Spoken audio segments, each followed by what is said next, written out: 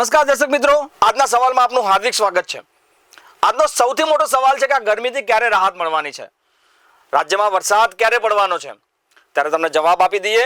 આવતીકાલથી રાજ્યમાં 5 દિવસ હવામાન વિભાગે ભારે વરસાદની આગાહી કરી છે। એટલે કે 30 જૂન, 31 મે, માફ કરજો 30 મે, 31 મે, 1 જૂન, 2 જૂન, 3 જૂન અને 4 જૂન, ટોટલ 6 દિવસ હવામાન વિભાગે વરસાદની આગાહી કરી છે।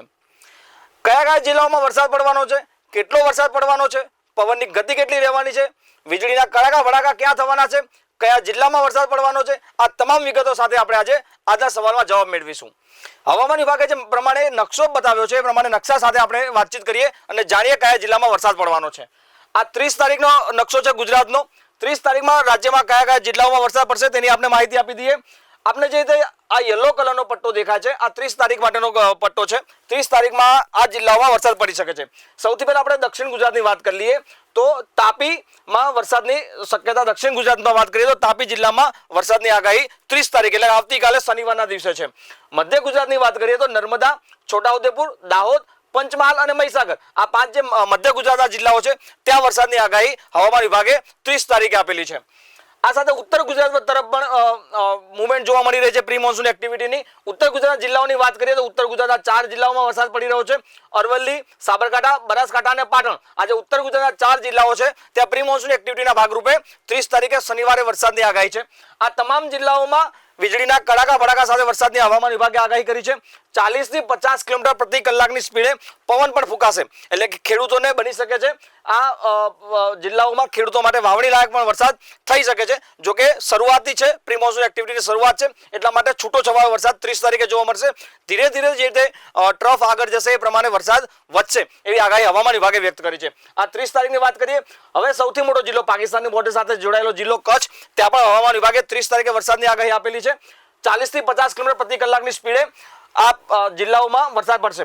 આપણે જે ગ્રીન કલરનો પટ્ટો દેખાય છે એટલે કે સૌરાષ્ટ્રનો પટ્ટો છે, મધ્ય ગુજરાતનો પટ્ટો છે, ઉત્તર ગુજરાતનો જે મહેસાણા જિલ્લો છે ત્યાં અને દક્ષિણ ગુજરાતના જે જિલ્લાઓ છે આ તમામ જગ્યાએ આવતીકાલે 30 તારીખે શનિવારે વરસાદની આગાહી હવામાન વિભાગે વ્યક્ત નથી કરી।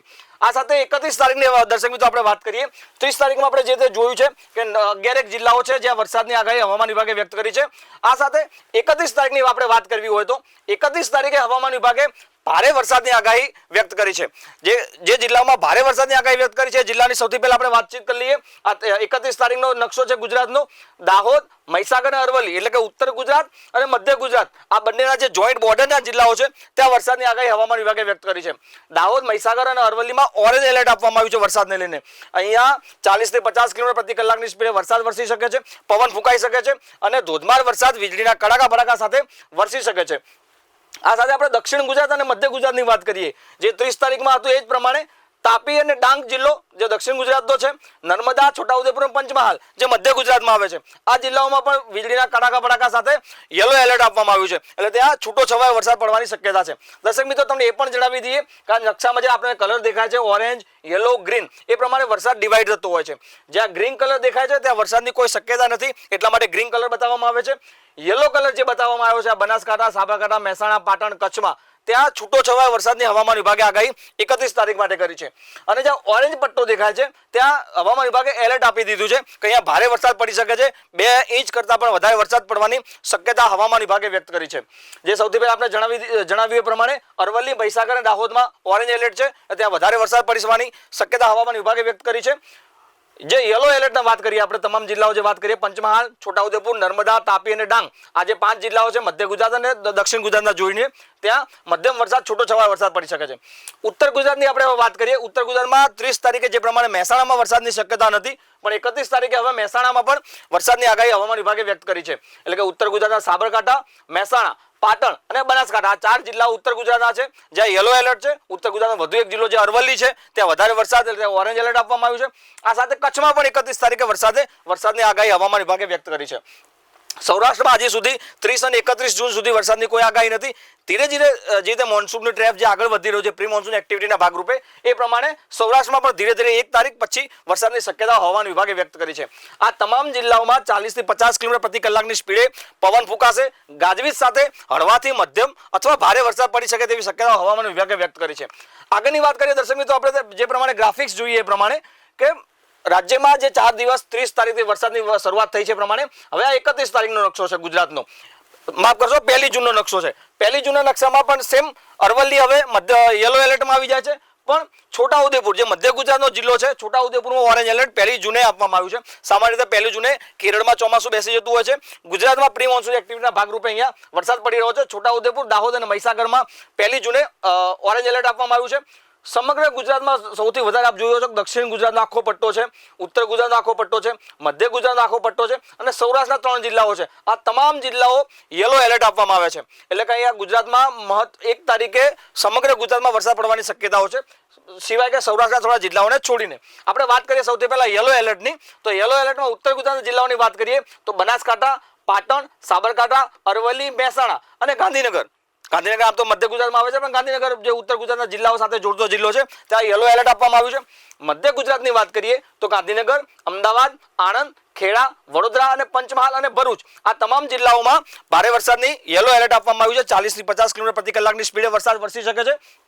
દક્ષિણ ગુજરાતની વાત કરવી છે દર્શક મિત્રો, 30 તારીખ અને 31 મે આ 2 દિવસમાં દક્ષિણ ગુજરાતમાં વરસાદની આગાહી નહોતી, પણ હવે 1 જૂને જે રીતે મોન્સૂનની ટ્રેપ આગળ વધી રહી છે, પ્રી મોન્સૂન એક્ટિવિટી, એ પ્રમાણે હવે 1 જૂને દમણ, વલસાડ, દાદરાનગર હવેલી, ડાંગ, નવસારી, સુરત, તાપી, નર્મદા, ભરૂચ આ તમામ જિલ્લાઓમાં વરસાદની આગાહી પ્રી મોન્સૂન એક્ટિવિટીના ભાગરૂપે 1 જૂને આપવામાં આવી છે.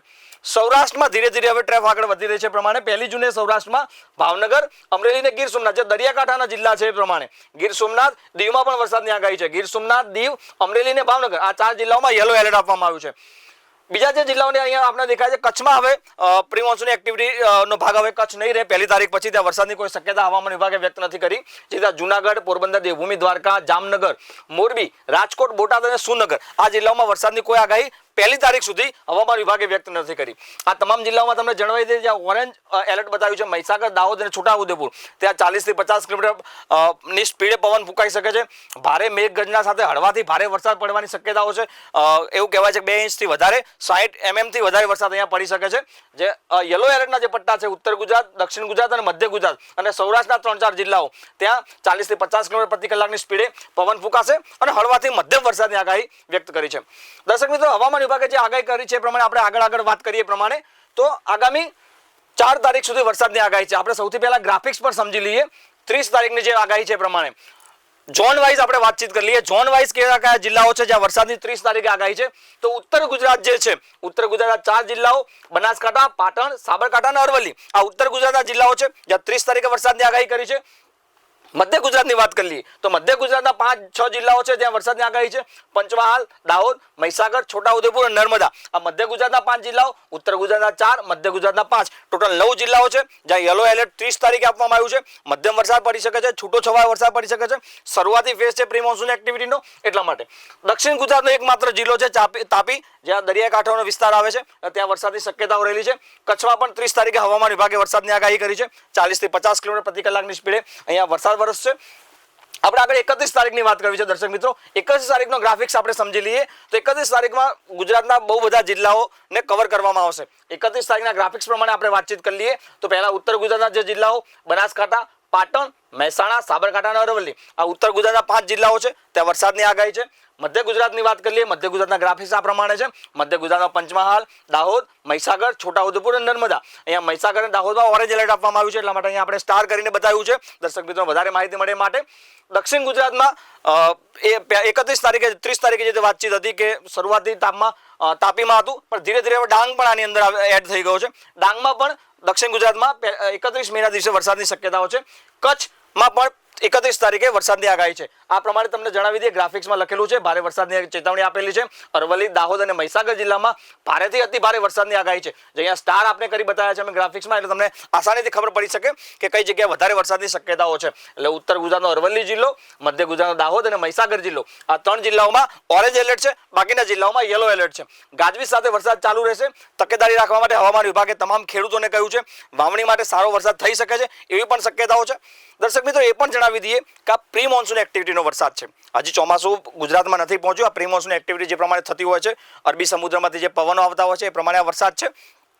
ચોમાસું એવું કહેવાય છે કે 26 મે સુધી ભારતમાં એન્ટર થવાનું હતું કેરળમાં, પણ હજી ચોમાસું 4 દિવસ લેટ ચાલી રહ્યું છે. હવામાન નિષ્ણાત સાથે હમણાં થોડી વાર પહેલા VL લાઈવે વાતચીત કરી હતી ત્યારે એમને એવું કીધું હતું કે ગુજરાતમાં 23-24ની આસપાસ ગુજરાતમાં ચોમાસું પહોંચી શકે છે. સામાન્ય રીતે 16-17 જૂનની આસપાસ પહોંચતું હોય છે, પણ 4-5 દિવસ કદાચ ચોમાસું લેટ પડી શકે છે.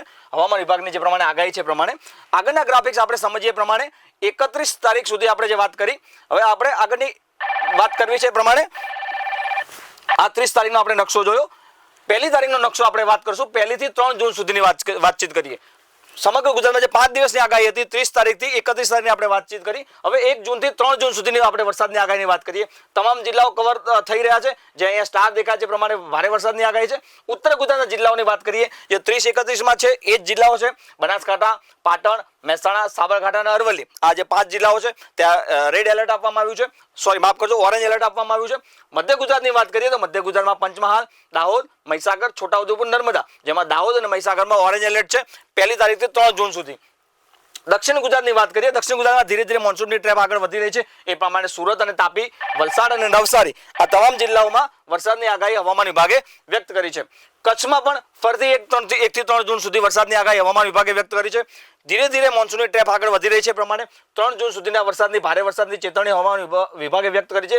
દાહોદ, મહીસાગર અને છોટાઉદેપુરમાં ભારેથી અતિભારે વરસાદ વરસી શકે છે. 50 કિલોમીટર પ્રતિ કલાકની સ્પીડે પવન પણ ફૂંકાવાનો છે. હવામાન નિષ્ણાત સાથે વીએલ લાઈવે વાતચીત કરીએ પ્રમાણે એમને કહ્યું હતું કે આગામી 5-6 દિવસ જે વરસાદની ટ્રેપ રહેશે એ પ્રમાણે બની શકે છે. ઉત્તર ગુજરાતના જે જિલ્લાઓ છે મહેસાણા, બનાસકાંઠા, પાટણ, સાબરકાંઠા, અરવલ્લી અને સૌરાષ્ટ્રના જે 2 જિલ્લાઓની વાત કરી હતી એમને એ પ્રમાણે કે અમરેલી, ભાવનગર અને ગીર સોમનાથમાં આ જિલ્લાઓમાં વરસાદ સારો એવો પડી શકે છે, જેના કારણે વાવણી લાયક વરસાદ થઈ શકે છે, જેના કારણે ખેડૂતોને સાવચેતી રાખવી પણ જરૂરી છે અને વાવણી કરવાની શરૂઆત પણ કરી શકાય તેવો વરસાદ પડી શકે છે.